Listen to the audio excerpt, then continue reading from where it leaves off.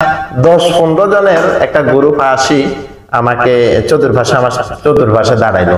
দাঁড়ানোর পর আমার সামনে টাং রোডের দিকে অগ্রসর হচ্ছে।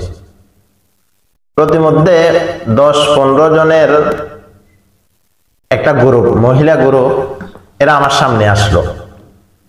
এরা আমার সামনে আসি, এই মহিলারা হচ্ছে ওই যে বাড়িতে বাড়িতে অনেক সময় বিভিন্ন জিনিস তারা দাঁতের পোক ইত্যাদি বিভিন্ন জিনিস যে সমস্ত কাজগুলা করে ওই সমস্ত মহিলা যারা বিভিন্ন সময় তো রেল রাস্তার উপর বিভিন্ন জায়গাতে তাঁবু টেনে থাকে ওই সমস্ত মহিলারা, অর্থাৎ যারা দোকানে পাড়ে রাস্তাঘাটে টাকা তুলতেছে, মানুষের থেকে টাকা চাঁদা কালেকশন করতেছে এরা। আমি মডেল থানা থেকে টাং রোডের দিকে আসতেছি। টাং রোডের দিকে আসার পর সামান্য একটু কাচ্চি ডাইন পার হয়ে একটু সামনের দিকে আসতেছি। আসার সঙ্গে সঙ্গে একজন মহিলা আমার সামনে আসি, বলতেছে 10টা টাকা দেন আমাকে। আমি তাকে দেওয়ার জন্য দাঁড়াইছি যে 10 টাকা তাকে দিব, সমস্যা তো নেই। এর মাঝে আমাকে প্রায় 10-15 জনের একটা গ্রুপ আসি আমাকে চতুর্পাশে দাঁড়াইলো। দাঁড়ানোর পর আমার সামনে ওই মহিলা বলতেছে, হুজুর আপনাকে আমরা 90 টাকা দিতেছি, এরকম বাংলা টাকা নিয়ে বলতেছে, হুজুর আমরা আপনাকে 90 টাকা দিতেছি, আপনি আমাকে 100 টাকা দেন, আপনি আমাকে 100 টাকা দেন, আপনাকে আমরা 90 টাকা দিতেছি। এই কথা বললো। আমি বললাম না, আমার কাছে 100 টাকা নাই, 10 টাকা নেন। তাহলে এখন বলতেছে তাহলে 100 টাকা যেহেতু নাই, আপনি আমাকে 200 টাকা দেন, 190 টাকা আপনাকে ফেরত দিচ্ছি। আসলে আমার মাথার মধ্যে এতটুকু খেয়াল ছিল না যে এরা এখান থেকে চলে যাবে। যাই হোক, বেখেয়ালের কারণে হোক ধোঁকা হয়েছে।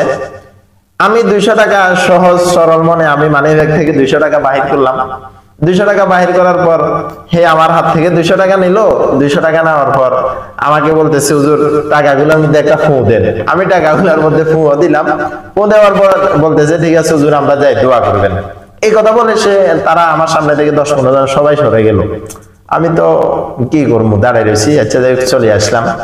তাহলে বলতেছিলাম, এরা এভাবে মানুষকে ধোঁকা দিচ্ছে, এরা এভাবে মানুষের কাছ থেকে টাকা নিচ্ছে। এরা কারা? এভাবে টাকা নিবে কেন? রাষ্ট্র কি করে? এভাবে রমজান মাস হোক বা অন্য মাস হোক মানুষের এত টাকা কালেকশন করবে, একটা গ্রুপ হয়ে বিভিন্ন জায়গায় টাকা কালেকশন করবে না, এটা এভাবে হতে পারে না। আমি সামনে অগ্রসর হয়ে এক দোকানে গেলাম, পরিচিত, তার সাথে কথা শেয়ার করতেছি। সেও বিকল এই কথা বলতেছে, হুজুর আমাকে এরকম চলে গেছে। তাহলে বলতেছিলাম যে এভাবে চললে তো হয় না। আজকে মানুষ আতঙ্কের মধ্যে আছে, রাস্তাঘাটে হাইজাকি, চুরি, লুটপাট, এভাবে হলে তো হয় না। আজকে হয়তো আমার সাথে হয়েছে, আগামীকালকে হয়তো আপনার সাথে হবে, পরশু হয়তো আরেকজনের সাথে হবে। এই জন্য আজকের ভিডিওটা করা শুধু একমাত্র সতর্কতার জন্য। আমরা যেহেতু রাস্তাঘাটে পথে দোকানে পাড়ে আমরা চলাফেরা করতেই হয়, চলাফেরা করা লাগবেই, অতএব আমরা একটু সজাগ সতর্ক থাকবো, যেন এরকম ধোঁকা আজকে আমি খেয়েছি, যেন এরকম ধোঁকা আর কেউ না খাওয়া লাগে। যেন আপনারা যারা আমার ভিডিওটা দেখবেন অবশ্যই শেয়ার করবেন, শেয়ার করে আমরা সবাই সজাগ সতর্ক থাকবো।